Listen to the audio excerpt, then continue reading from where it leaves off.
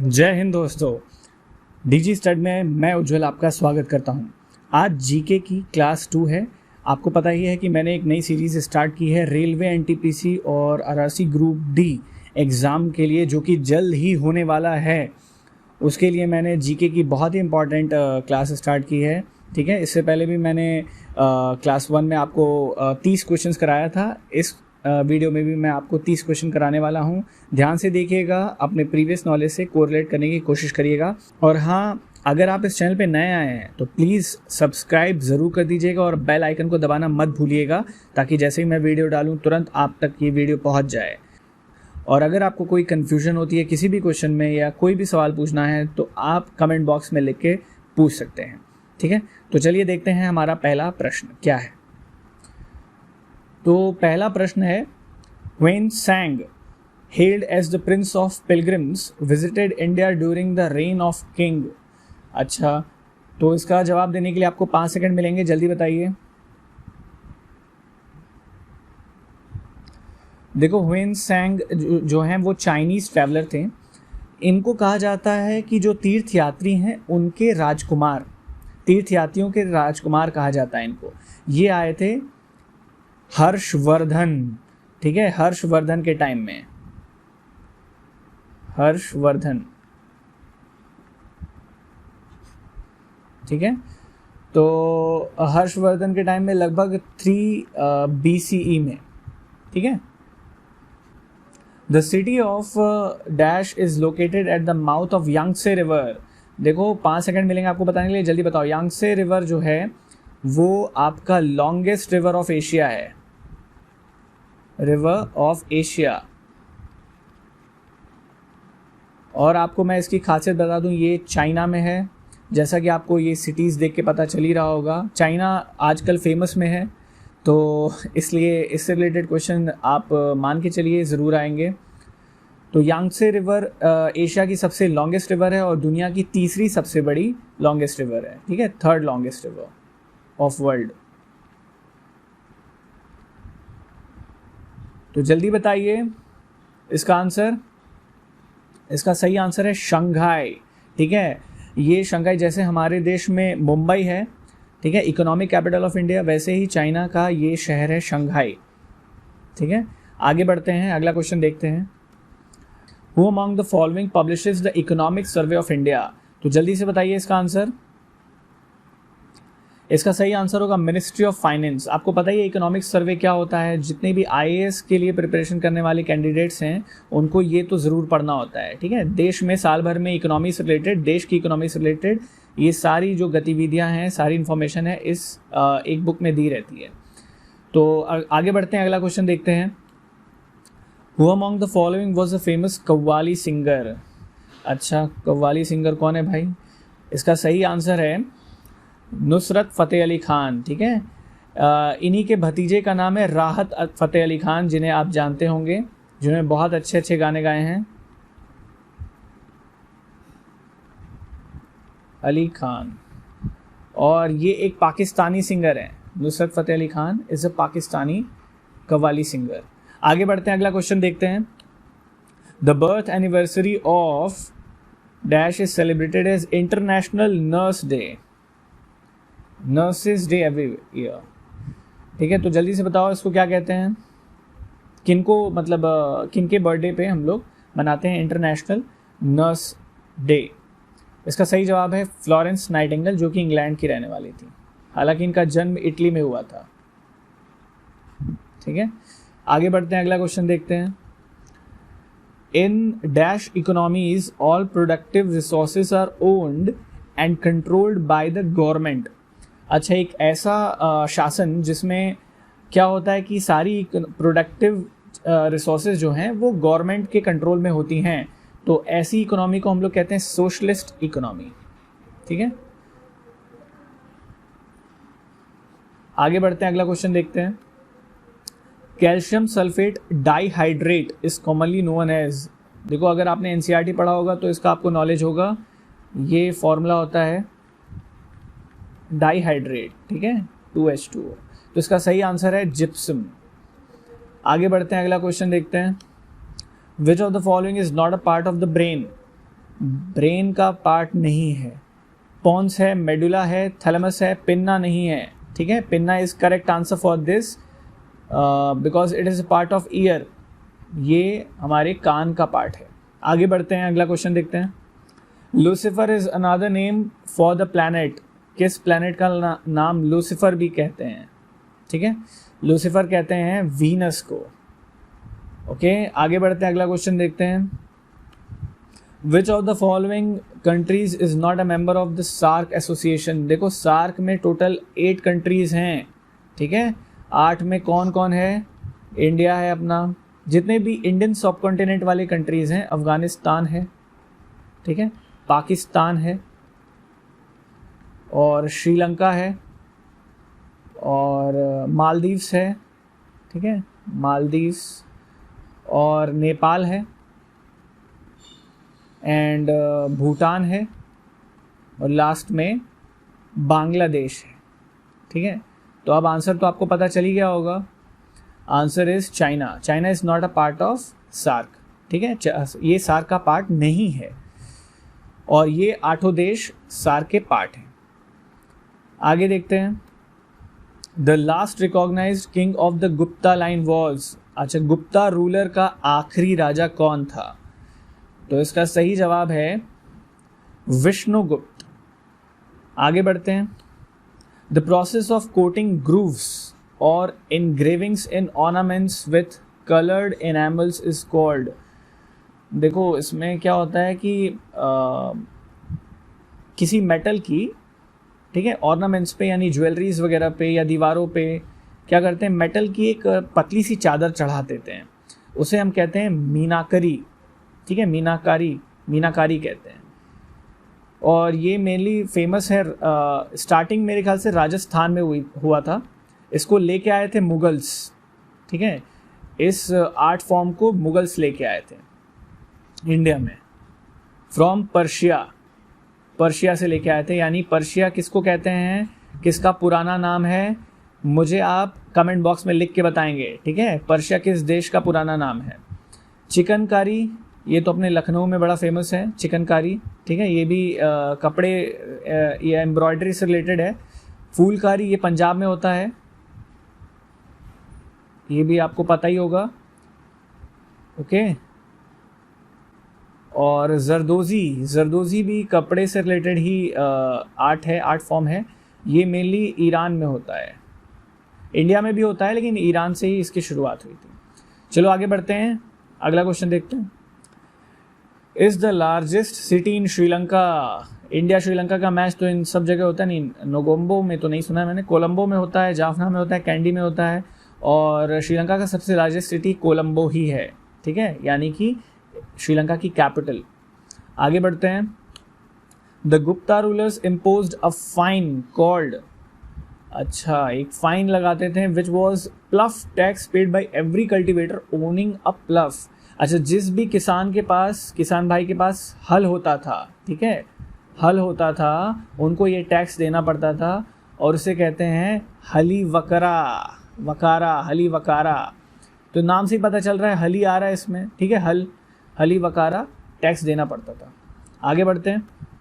The first ruler of Magadha from the Haryanka dynasty was. देखो Haryanka dynasty पता होगा आपको, कल वाले वीडियो में मैंने बताया भी था।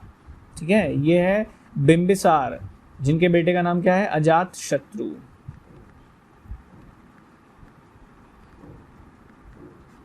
ठीक है, तो हर्यंका डायनेस्टी के फर्स्ट रूलर बिम्बिसार थे। आगे बढ़ते हैं। Who was the first Indian to receive the international shooting sport federation blue cross.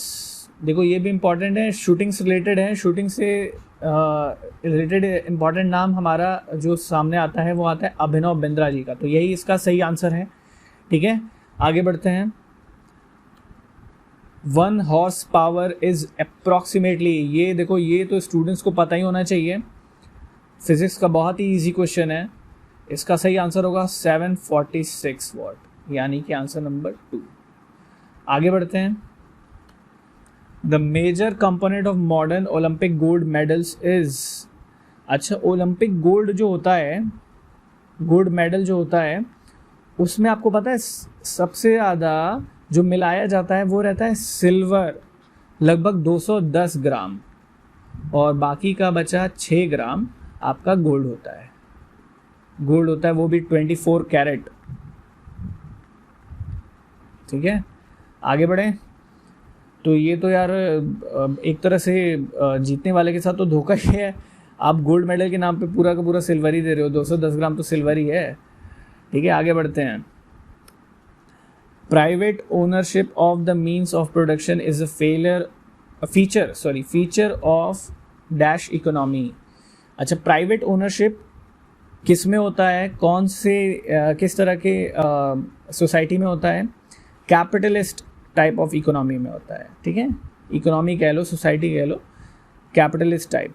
तो ये पीछे भी एक तरह का क्वेश्चन आया था जिसमें सोशलिस्ट आंसर था, लेकिन यहाँ पे आंसर है जिसमें प्रोडक्शन मीन्स जो रहते हैं वो प्राइवेट ओनरशिप रहती है उस पर, तो वो कैपिटलिस्ट टाइप इकोनॉमी होती है। Xerophthalmia is cause due to the deficiency of vitamin. जल्दी बताइए आंसर। Vitamin A. इसमें क्या होता है, ज़ेरोफ्थैल्मिया में होता क्या है, इसमें लॉस ऑफ टीयर्स, मतलब कि आंसू ही आपकी आंखों से गायब हो जाते हैं, सूख जाते हैं। ठीक है, ये विटामिन ए की कमी से होता है। आगे बढ़ें। Asia's largest wholesale spice market is located in. अब भाई अगर नौकरी नहीं लगी तो ये मसालों का ही धंधा करना पड़ेगा। ठीक है, तो जल्दी से बताइए स्पाइस मार्केट कहाँ पे है। अभी पढ़े लिखे रहोगे तो काम आ जाएगा ऐसे भी बिजनेस करने में।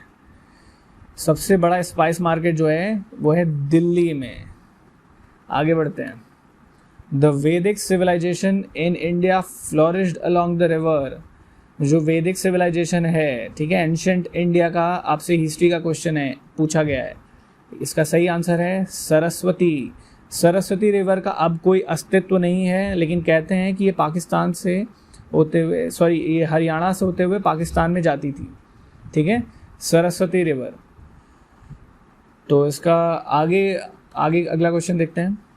The Biraj temple, the Rajrani temple and Samaleswari temple are located in. कौन से राज्य में है ये तीनों टेम्पल? ठीक है, इसका सही आंसर है उड़ीसा। ठीक है, Orissa is the correct answer. In the 4th century BCE the capital of Magadha was shifted to. Magadha का कैपिटल कहाँ हो गया था 4th century BCE में? पाटलिपुत्र, यानी कि पटना। ठीक है, जहाँ के रहने वाले हमारे सुशांत सिंह राजपूत जी थे। आपको पता ही होगा रिसेंट इंसिडेंट।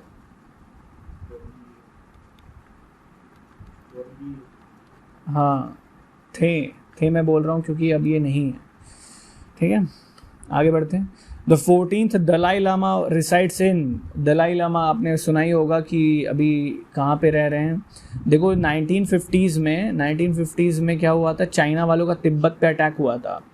ठीक है, उसके बाद तिब्बत से ये भाग के आए थे इंडिया में, और अब तक इंडिया में ही बसे हुए हैं। ये 14th जिस समय भाग के आए थे उस समय वो बच्चे थे, अब बूढ़े हो गए हैं। ठीक है, इसका सही आंसर है धर्मशाला, जो कि हिमाचल प्रदेश में है।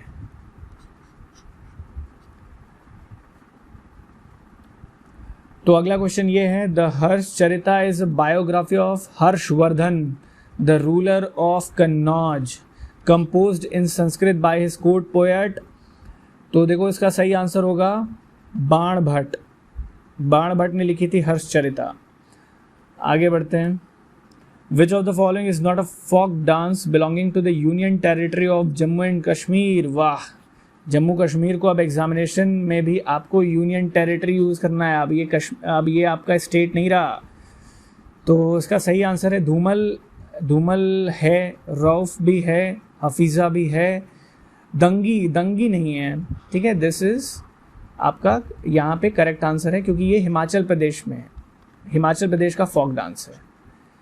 आगे बढ़ते हैं। अगला question, planetary scientist call the thin gaseous envelope around the moon as the. अच्छा, प्लैनेटरी साइंटिस्ट जो होते हैं वो मून के अराउंड जो गैस एनवलप होती है उसको क्या कहते हैं? उसको कहते हैं लूनर एग्जॉस्फेयर, हमारे खुद के अर्थ के अराउंड भी और हवा की एटमॉस्फेयर की लेयर है, ठीक है। जैसे पहली जो लेयर है वो ट्रोपोस्फेयर है, आपको पता ही होगा। दूसरी जो लेयर है वो है स्ट्रेटोस्फेयर, ठीक है। स्ट्रेटोस्फेयर जहाँ से प्लेन उड़ता है। और फिर इसके बाद क्या आता है, मेसोस्फेयर आएगा और फिर आयनोस्फेयर आएगा, ठीक है, आयनोस्फेयर। और फिर एग्जॉस्फेयर आता है। इसमें भी बहुत लोग थर्मोस्फेयर भी बोलते हैं, ठीक है। तो देख लेना, मेनली दो हैं हमारे, स्ट्रेटोस्फेयर और troposphere. Which article of the Indian Constitution prohibits discrimination on grounds of religion, race, caste, sex, place of birth? तो भाई कौन सा अनुच्छेद है हमारे संविधान का जिसके अनुसार धर्म, जाति, रेस, लिंग और प्लेस ऑफ बर्थ, ठीक है, इसके आधार पे कोई भी डिस्क्रिमिनेशन नहीं हो सकता, भेदभाव नहीं हो सकता। इससे रिलेटेड एक मूवी भी आई थी और मूवी का टाइटल भी उसी आर्टिकल के नाम पे था, यानी कि आर्टिकल 15, ठीक है। आयुष्मान खुराना जी की ये मूवी आई थी, अभी रिसेंट में आई थी, फिर भी 1 साल तो हो ही गए होंगे। तो आगे बढ़ते हैं, अगला क्वेश्चन देखते हैं। In biological terms dash is a relationship between two organisms in which one organism benefits the other is unaffected. तो इसका सही आंसर है, अच्छा मतलब इसमें बोल रहा है कि एक ऑर्गेनिज्म दूसरे ऑर्गेनिज्म के साथ रिलेशनशिप में रहता है और which organism benefits and the other is unaffected. एक ऑर्गेनिज्म को फ़ायदा होता है और दूसरे को पता ही नहीं चलता है, अनअफेक्टेड होता है, ठीक है। तो इसका सही आंसर है कमेंसलिज्म, ठीक है। तो आज के जो हमारे 30 क्वेश्चन थे वो कंप्लीट हो चुके हैं। उम्मीद है आपको क्वेश्चंस अच्छे लगे होंगे और ये हाईली रिकमेंडेड क्वेश्चंस हैं जो एग्ज़ाम में जिनकी आने की पॉसिबिलिटी बहुत ज़्यादा है।